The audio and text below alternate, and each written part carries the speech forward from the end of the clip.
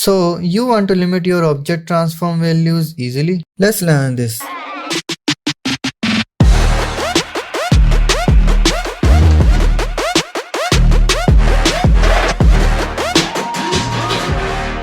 Let's understand on this cube. Go to Object Constraint Properties and then add Limit Rotation. Let's click on X value. Now if you change maximum value to 3 meters, this cube only move on X-axis around 3 meters. After this, it will stop. Let's move it in the X-axis. See, it works. Let's check transform values by pressing N. Now, as you move the object, these values will keep increasing, although it will not move beyond 3 meters.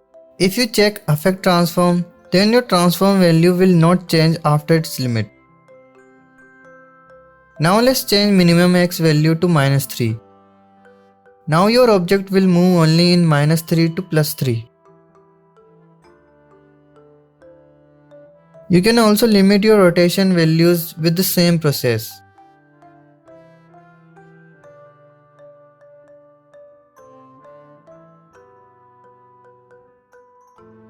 In my previous video, I taught you how to build and rig this arm model. If you haven't seen this video, then definitely watch it.